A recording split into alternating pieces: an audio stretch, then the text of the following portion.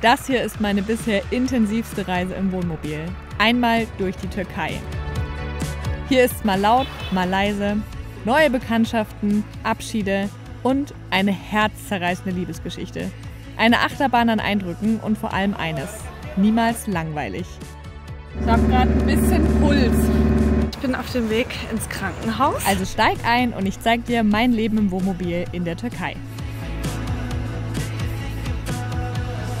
Die letzten Tage habe ich in der süßen Stadt Anamur verbracht. Heute soll es aber endlich weitergehen. Davor müssen aber noch ein paar Sachen erledigt werden. Der Akku lädt, die Laune hebt sich. Ich bin hier im Beachbar Badezimmer und kann jetzt gerade noch Akku laden, Wasser auffüllen. Es ist so krass, was für ein positives Gefühl so eine einfache Sache auslöst, wie halt einen vollen Wassertank zu haben und zu wissen, so hey, die nächsten Tage kann ich einfach so abspülen und brauche mir erstmal keine Gedanken zu machen. Eigentlich selbstverständlich, aber so, man schätzt das so wert, das ist wirklich unglaublich. Sieht man mich? Ja, so ein Mühe vielleicht, ne?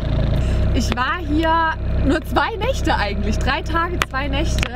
Aber ich hatte hier so ein richtig gutes Leben. Ich kann es irgendwie schwer beschreiben. Oh, time to say goodbye. Ja, und ich habe mich hier richtig gefühlt, als wohne ich hier, als bin ich so Teil der Gesellschaft. Ich weiß auch, ich kann es nicht beschreiben. Es war irgendwie richtig schön hier zu sein. Und jetzt fahre ich, weil ich bin morgen Nachmittag in Antalya verabredet. Ich habe jetzt eine 5-Stunden-Fahrt vor mir. Ein bisschen irrwitzig eigentlich. Es ist um 7. 5 Stunden fahren ist jetzt auch eigentlich ein bisschen wild, aber gut. Wir werden es tun. Bleibt nichts anderes übrig. Ach du Scheiße. Ich habe gerade ein bisschen Puls. Ich fahre gerade im ersten Gang diesen Berg hoch und hatte gerade schon die Situation, dass meine Räder durchgedreht sind. Ist das scheiße? Ich werde es schon schaffen, aber ich war gerade kurz war ich so, what? Oh mein Gott, okay, es geht zumindest ganz kurz bergab. Das brauche ich ganz dringend, um Schwung zu holen. Woohoo!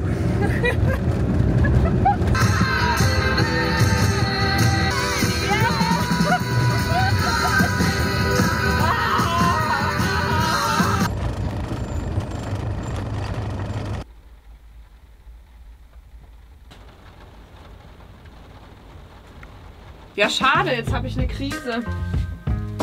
Es ging damit los, ich habe heute Morgen aus dem Fenster geguckt und dann war da ein Riesenschild Hot Shower.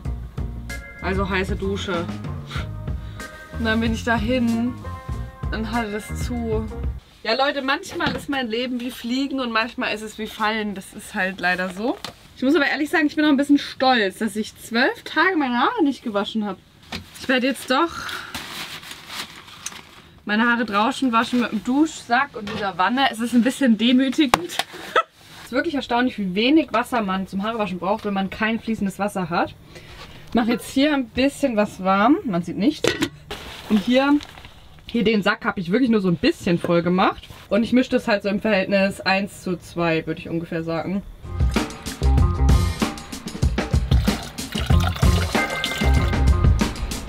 So sieht das aus. Ich kann hier unten aufmachen. Yep.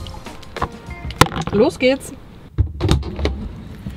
Das war eine Punktlandung. Jetzt fängt es auch an zu tröpfeln. Ich fühle mich wirklich wie neu geboren. Ist das großartig. Ich bin auch endlich wieder mit dem Internet verbunden. Ich hatte den ganzen Vormittag auch noch kein Internet. Weiß jetzt nicht wie lange. Aber ich will nämlich hier in Siede unbedingt noch was anschauen. Sonst, ich meine, nach Antalya folge ich einfach den Schildern. Aber ich habe ja extra in Siede gehalten. Das ist so ein kleiner Ort noch vor Antalya, weil ich hier etwas ganz, ganz, ganz Besonderes besuchen möchte. Und bin ein bisschen aufgeregt deswegen. Also es ist, glaube ich, überhaupt nicht das, was man jetzt sich vorstellt oder was man sich so vorstellt, wenn ich sage, es ist was ganz, ganz, ganz Besonderes. Okay, ich fahre jetzt dorthin. Warum quietscht eigentlich mein Keilriemen wieder? Den habe ich erst nachziehen lassen. Ah.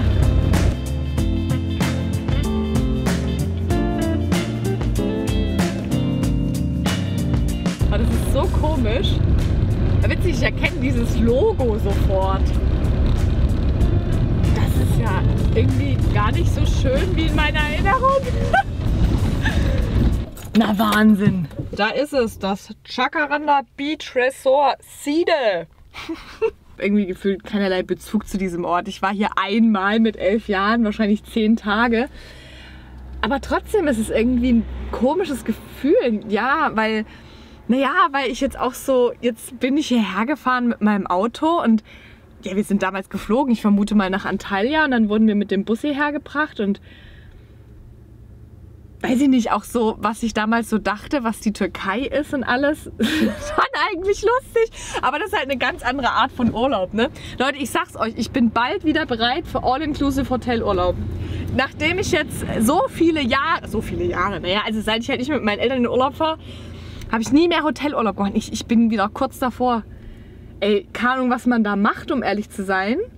Hätte ich damals gewusst, dass ich irgendwann mal hier mit so einem Wohnmobil stehe, vor diesem Hotel, das hätte ich mir selber nicht geglaubt. Ich dachte, was hast du denn für eine komische Zukunft, Jana?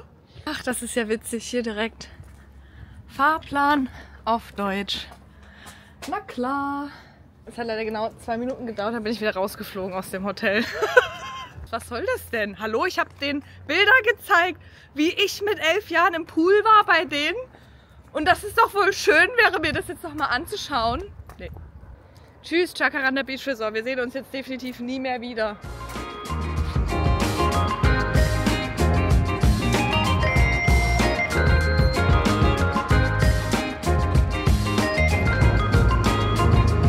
Jo. Alles klar. Mal gucken, wo mich dieser Weg wohl hinführt. Lucy und Max haben mich hierher bestellt. Und das ist, ich habe ein bisschen Déjà-vu. Letztes Mal, als sie mich vorhin bestellt haben, da war das auch ungefähr so. Ich habe 2 Probleme. Also diese Rillen hier, die sind gar nicht das Problem. Also doch, die sind eins der Probleme. Und das andere ist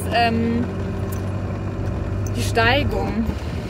Also mein Wohnmobil ist halt total empfindlich auf so ganz leichte Steigung. Da kommt es gar nicht mit klar. Aber es scheint jetzt hier vorbei zu sein.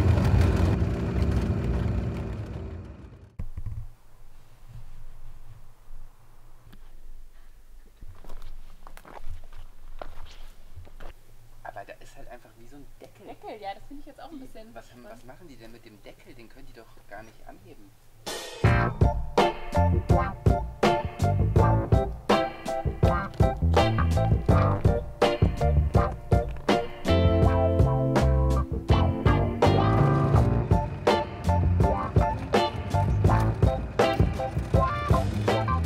Ja, ich habe Lucy und Max verlassen. Aber das Wetter ist so toll heute.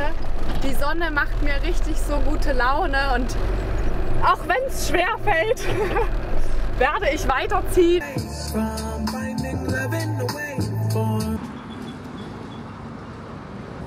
So, Dennis pumpt mir hier die Reifen auf.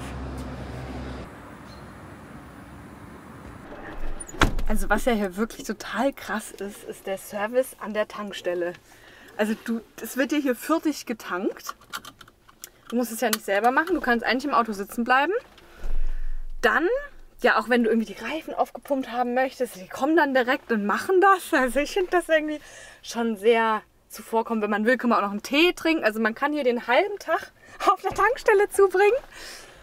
Ach Mann. Aber das will ich nicht. Ich will ja weiter. Ich fahre jetzt zum Nagelbildkünstler. Und ich muss ein bisschen aufpassen, wie ich das sage, weil Lucy und Max sagten nämlich, lass mir jetzt die Nägel machen.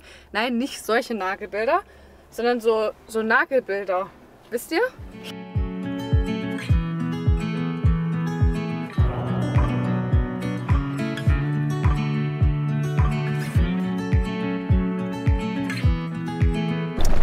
Super, ich habe ein Problem.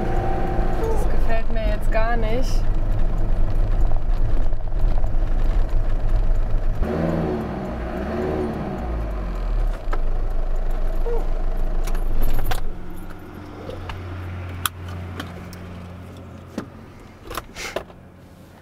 Was ist das denn jetzt? Irgendwie, Ich weiß nicht, das hatte ich noch nie. Also ich meine, es ist ein altes Auto und manchmal rußt das ein bisschen. Also normal, wenn ich so starte zum Beispiel, kommt bei mir so ein bisschen schwarzer Rauch. Das ist halt einfach so. Aber irgendwie kam jetzt immer, wenn ich Gas gegeben habe, kam so richtig viel schwarzer Rauch. Ja, ich habe jetzt eben die Flüssigkeiten kontrolliert, Wasser, Öl, stimmt alles. Die Sache ist, dieser schwarze Rauch liegt ja im Prinzip an irgendeiner Form von unsauberer Verbrennung. Also Öl war genug drin, das ist ja immer ein bisschen die Frage, ob der jetzt mal ganzes Öl verbrennt. Ja, Öl war genug drin, also Wasser an dem kann es eigentlich eh nicht liegen. Ja, entweder ich habe irgendwie, ich habe wirklich ja echt wenig Ahnung von sowas. Ich habe eine Ahnung, vielleicht war mein Diesel jetzt nicht der beste. Also wenn das so weitergeht, muss ich auf jeden Fall in die Werkstatt. Aber ich denke, jetzt die nächsten, also ich bin in 15 Minuten bin ich auch eh in der Stadt und dann...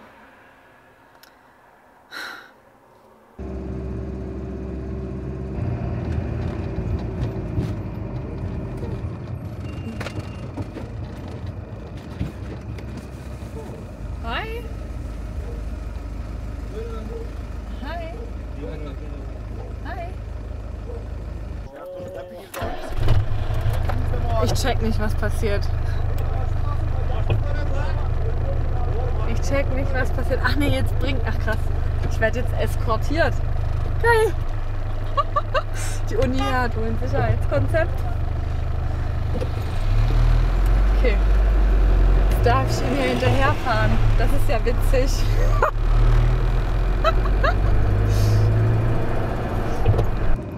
Für solche Momente liebe ich ja das Reisen, ne? Man hat hier ein halb kaputtes Auto, irgendwas stimmt nicht.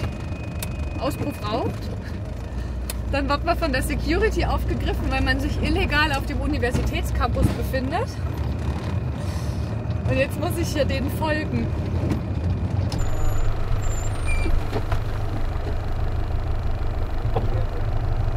Gut? So, das sind die Nagelbilder von Ihan hier.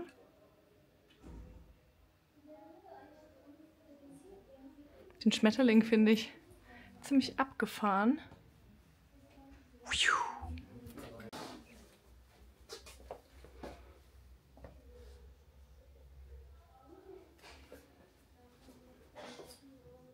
This is the first alphabetic A, B, C, D, Elif. This is Elif. In the Arabian words, this is the first. Like English A, B, C, D, Elif, B, T, C. This is Vav, the name of the God. Very glad, yes, thank you. Such a nice service. Ilhan hat nicht nur einen Mechaniker angerufen, der mein Wohnmobil durchgecheckt hat und er meinte, mein Problem liegt tatsächlich am schlechten Treibstoff und dass ich das halt jetzt einfach leer fahren muss. Nein, Ilhan hat mich einfach auch noch mit zu seiner Familie eingeladen.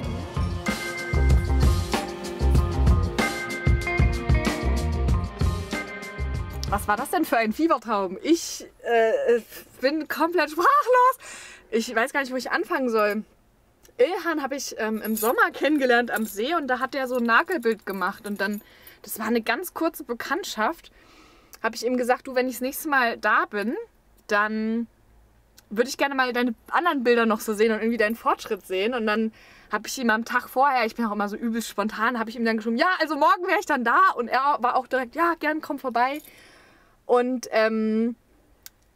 verrückt, einfach jetzt habe ich seine ganze Familie kennengelernt, seine Tochter ist im selben Alter wie ich und auch die Mutter hat mir hier, ich kann hier einen ganzen Haul machen, ich habe ja hier wieder Tücher geschenkt bekommen, Leute. Guckt mal, mega schön, oder? Also unfassbar, also so eine kreative Familie auch, also ich kann wirklich jetzt kaum das irgendwie so rüberbringen überhaupt. Hier, guckt mal, das hat die so in so einem Blumenstrich hat die das gehäkelt oder ich weiß gar nicht wie. Ich bin komplett... Und das hier sind handgemachte Schale, die ich hier bekommen habe. Den finde ich auch mega schön. Vielleicht passt der mir jetzt sogar besser. Nee, ich bin wirklich sprachlos. Also ich kann dazu gerade gar nicht so viel sagen, weil ich wirklich mal wieder dankbar bin, was mir wieder so passiert.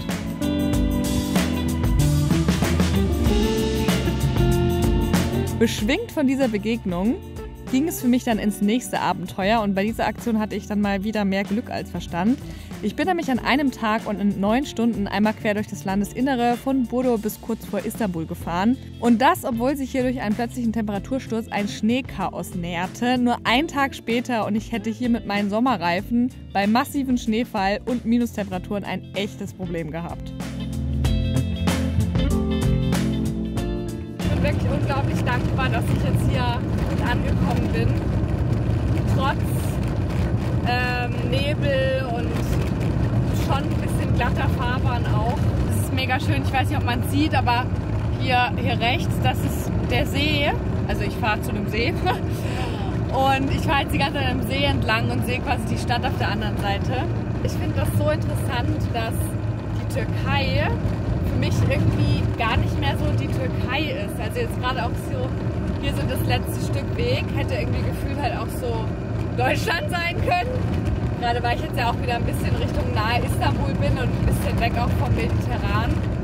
Und ja, es fühlt sich nicht mehr an wie fremd. Es fühlt sich nicht an wie die Türkei. Es fühlt sich einfach an wie Welt, wie Wege, wie einfach Wege,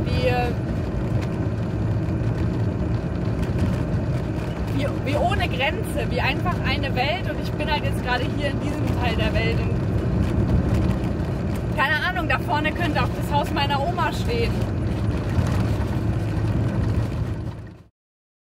Heute Morgen ein schwermütiger Griff. Ganz, ganz hinten in den Kleiderschrank zur Winterjacke. Ach Mann. Jetzt ist es wohl soweit, hm?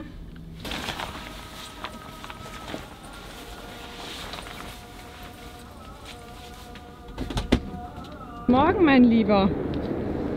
Na? Bist du denn für einer? Ja, ein ganz lieber, wie es aussieht. Ich war hier schon mal. Und es ist witzig, wieder hier zu sein. Ja, Leute. Ich weiß ja auch nicht. Mir fällt gerade jegliche Konzentration schwer bei dem, was hier parallel noch passiert. Ja, ich bin in Bursa. Das ist unterhalb von Istanbul und war der erste Stopp für mich nach Istanbul. Und jetzt ist auch wieder der letzte Stopp vor Istanbul für mich. Und ich wollte auch unbedingt genau noch mal hier an diesen See kommen, weil es war schön auf der einen Seite. Und auf der anderen Seite finde ich es immer so toll, wenn man an Orten nochmal ist. Und ich meine, jetzt liegen 6 Wochen dazwischen. Ich kann gerade nicht mehr richtig rechnen. Also das hier war mein Beginn der Türkei-Reise. Und es ist so interessant einfach, was ich mir so gedacht habe, wie das wird. Und jetzt bin ich wieder hier mit diesen ganzen Erfahrungen. Während ich hier das letzte Mal noch aufgeregt bei Sonnenschein auf meine Zeit in der Türkei hingefiebert habe, stehe ich nun hier in Winterjacke und bei grauem Himmel, aber Sonne im Herzen von den vielen schönen Momenten, die ich bisher schon hatte. Ich genieße es total, mit guter Musik die Zeit nochmal Revue passieren zu lassen. Dafür nutze ich gerne die Soundcore Liberty 4 Pro. Die neuen In-Ear von Anker sitzen gut im Ohr, haben einen tollen Klang und ein sehr gutes Noise Cancelling, damit störende Umgebungsgeräusche zuverlässig ausgeblendet werden.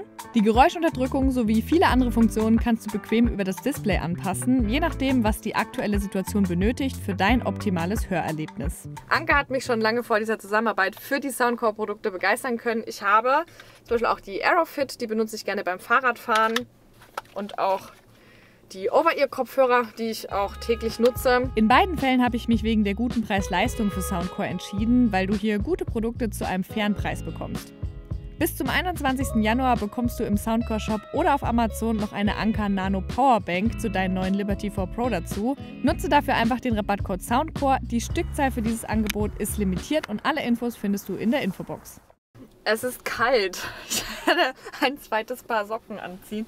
Ich bin wirklich so froh, dass ich gestern diese Strecke gemacht habe und nicht heute noch irgendwo im Landesinneren rumhänge und mich einschneien lasse. Da hat es jetzt nämlich aktuell -8 Grad irgendwie. Ach man, also Istanbul ist tatsächlich so eine Stadt, auf die freue ich mich auch bei so schlechtem Wetter, wirklich, muss ich wirklich sagen. Es gibt Städte, die sind einfach manchmal hässlich, aber ich weiß nicht, ich kann mir Istanbul nicht hässlich vorstellen. Ich freue mich so sehr. Istanbul ist wirklich für mich mit so die schönste Stadt, die ich jemals so auf Reisen kennengelernt habe, wenn man das so sagen darf. Es geht los, es geht los, es geht los. Mal schauen, ob ich noch härtere Geschütze auffahren muss. Aber eigentlich ist meine Heizung im Wohnmobil, also hier vorne, die Heizung, die ist richtig gut. Weißt du, was ich mir manchmal denke? So, dieses Auto ist 34 Jahre alt, aber also eigentlich ist es voll gut. So, also es gibt kein Feature, was ich hier halt vermisse. Also gut, außer eine Servolenkung, aber nicht mal die Servolenkung hätte es gebraucht. Nicht mal die Servolenkung würde ich brauchen. Gut, mein Fuß tut manchmal weh vom Gas geben. Das ist tatsächlich blöd, weil das so schwergängig ist. Und gut, ein bisschen schneller würde ich gerne fahren können. Naja, okay, gut. Okay, gut. Ein paar Sachen fallen mir doch ein.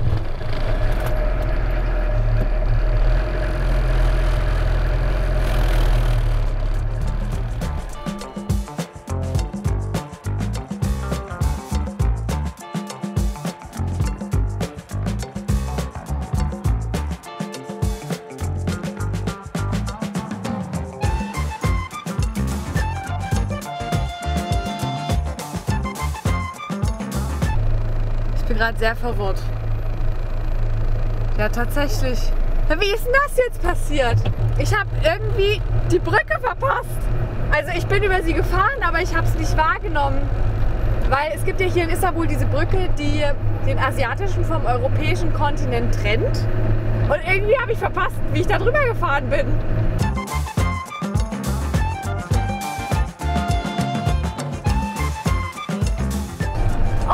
Schön wieder hier zu sein, wirklich, hier lebt alles. Ja Mensch, habt ihr mich vermisst, wa? Habt ihr mich vermisst? Ich bin wieder hier. Ist das schön? Ist das schön?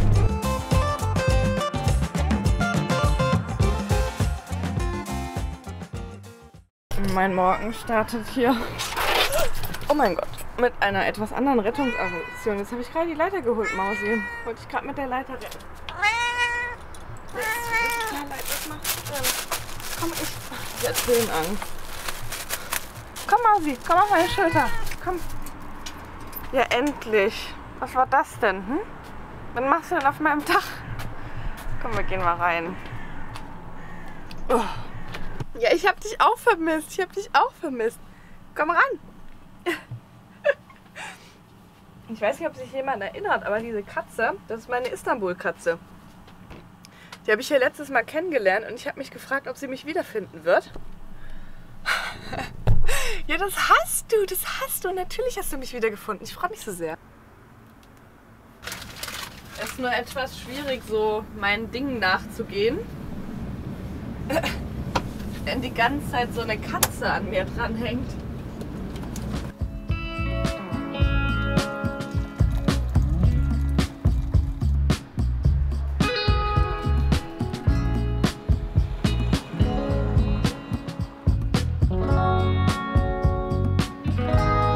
Ich gehe hier gerade meinem Morgenritual nach. Immer wenn ich in Istanbul bin, frühstücke ich hier bei diesem Bäcker. Und es ist einfach so gut. Der hat es mir gerade auch hier nochmal warm gemacht. Ich trinke sogar immer 2 Chai, weil die einfach hier die perfekte Konzentration haben. Also mittlerweile bin ich wirklich so eine kleine Chai-Kennerin so und habe da so meine Präferenz. Und es gibt wirklich guten und schlechten Chai. Der ist sehr, sehr gut. Ich habe mich total gefreut, weil die mich wiedererkannt haben. Ich bin jetzt zum 4. Mal in Istanbul und ja, es ist schön, dass sie irgendwie mich wiedererkennen oder irgendwie fragen, wie es mir so geht. Und ich habe auch versucht zu erklären, was ich hier mache, aber es ist immer ein bisschen schwierig zu erklären, was ich hier mache.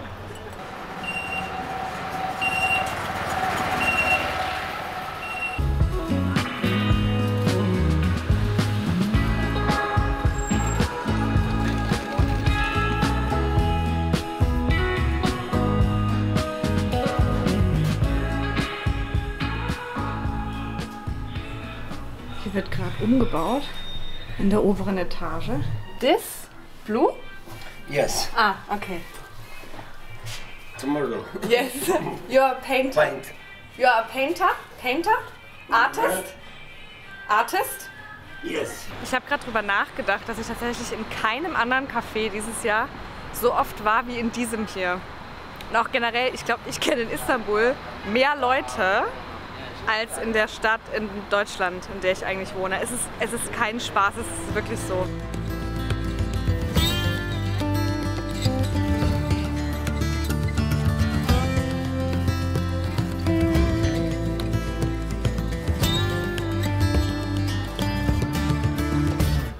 war gerade hier wieder schon Teil von so einem verrückten Film. Also ich weiß auch nicht. Ich saß gerade hier unten an diesem Platz und habe einfach irgendwie so bestimmt 15 Minuten einfach das Geschehen beobachtet.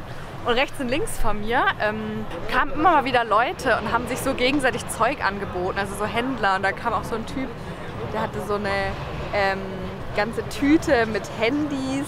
Dann haben alle diese Handys ausprobiert. Dann kam ein anderer, der hatte ganz viele Armbänder. Einer hatte so Apple Watches. Und der mit den Armbändern hat mir das dann auch angeboten und ich war so, ja, nee. Und ich muss wirklich sagen, da habe ich wirklich sehr positive Erfahrungen gemacht. Ich hatte immer so ein bisschen Angst vor so aufdringlichen Händlern, aber halt gar nicht. Der hat mir die Armbänder gezeigt, die hat er selbst designt und so. Und ich meinte auch schon so, nee, danke, aber er hat trotzdem noch gefragt, wo ich herkomme und hat seinen Namen mir gesagt. Und das ist schön, mich kennengelernt zu haben und ob ich das erste Mal in Istanbul bin, dass er mir viel Spaß wünscht. Und ich willkommen bin hier in der Türkei. Das passiert ja generell total oft. Vorhin auch im Café kam so ein random Typ zu mir, hat mich gefragt, wo ich herkomme. Und dann meinte ich aus Deutschland. Und dann meinte er einfach nur, ja, welcome in Turkey. Also weißt du, so einfach so, gehst einfach hin und sagst, ja, schön, dass du da bist. Und das ist irgendwie so wertvoll. Ich weiß nicht, ich liebe das einfach. Und das Wetter natürlich auch. Das tut sehr gut.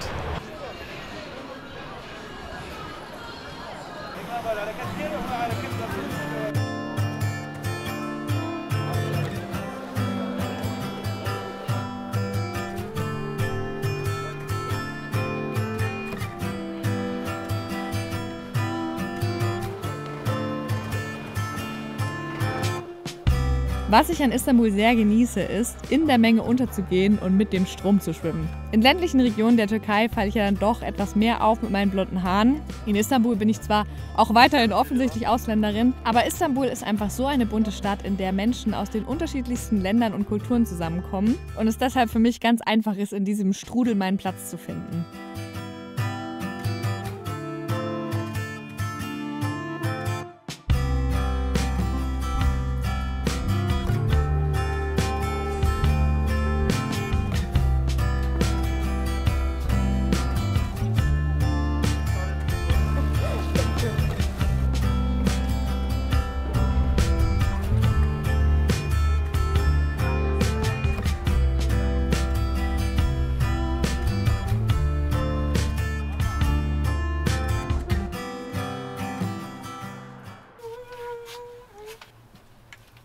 Ich genieße es sehr mit meiner Freundin, aber es ist auch ein bisschen schwierig. Sie klebt an mir wie ein Magnet. Es ist zwar schön, allein zu reisen, aber ich habe wirklich auch gemerkt, wie sehr Gesellschaft meinen Alltag bereichert. Ich habe mich immer so gefreut, zum Wohnmobil zurückzukommen.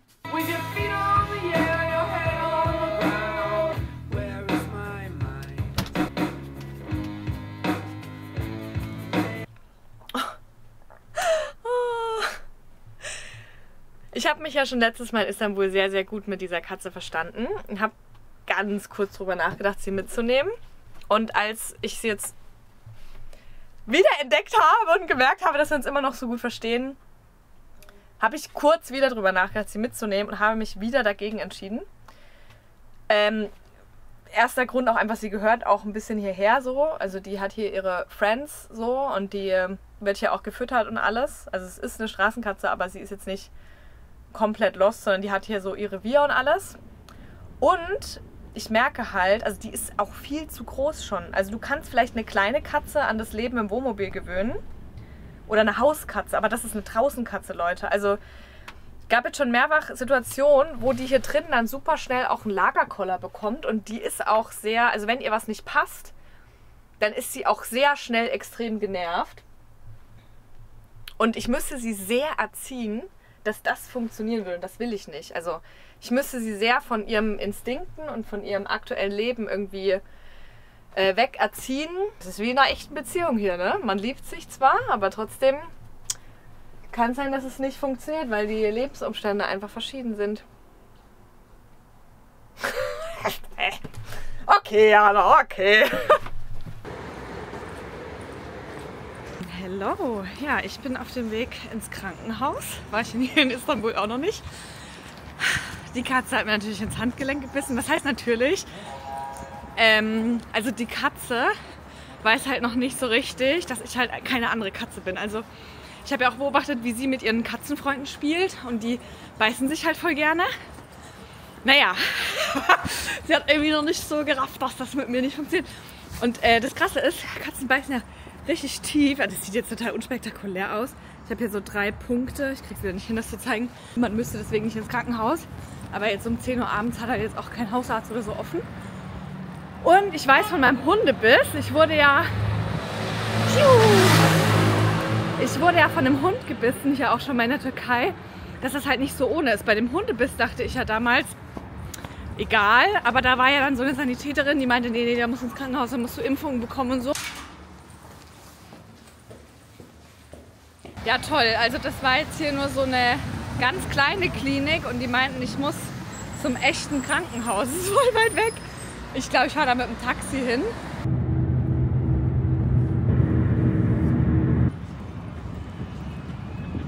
Ich hätte darin irgendwie gerne gefilmt, aber irgendwie auch nicht. Also, das war irgendwie eine sehr spannende Erfahrung. Super voll. Ich meine, in der Notaufnahme, ey,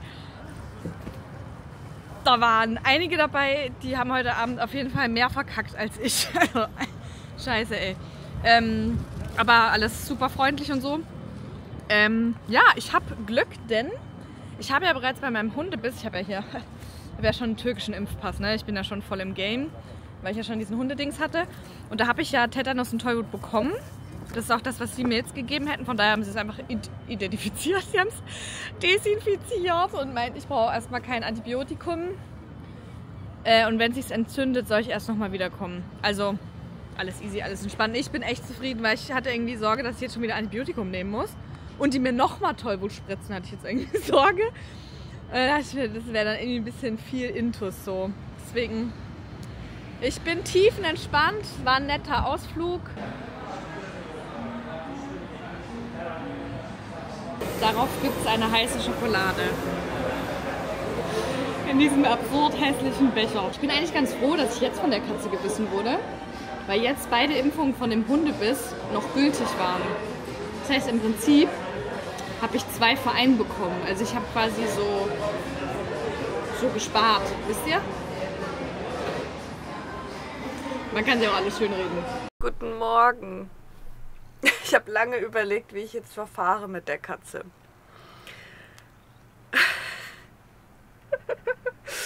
Aktuelle Lösung ist diese.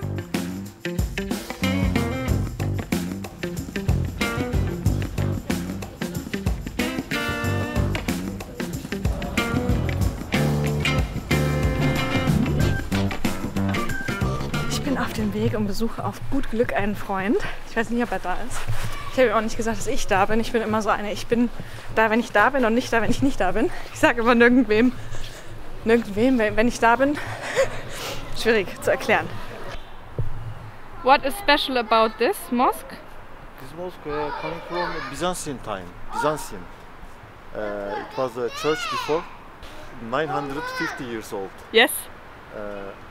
Very special places, also underground, but now closed. Eine Katze und eine Lale. Das ist ja eine Überraschung. Ja, hi meine Liebe. Wir haben ich bin gerade mit dich erkältet, geredet. entschuldige. Ist okay. Was sehen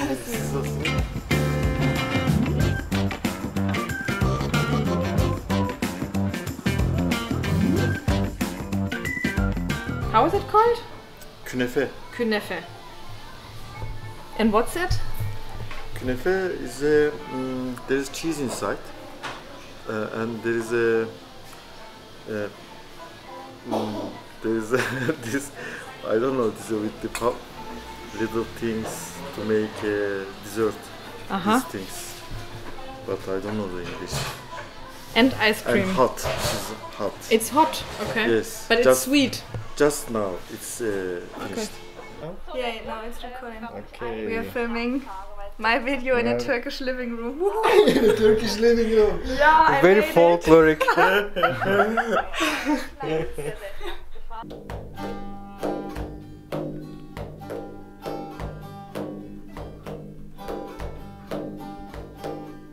Ich möchte mich bedanken und ich weiß gar nicht, wo ich anfangen soll. Bei all diesen 2- und 4-Beinern, die mich hier täglich willkommen heißen. Die mir einen Stuhl an ihren Tisch stellen, obwohl ich eine Fremde bin. Danke. Ich schleppe all eure Liebe in einem riesigen Sack hinter mir her und kann ihn langsam kaum noch tragen.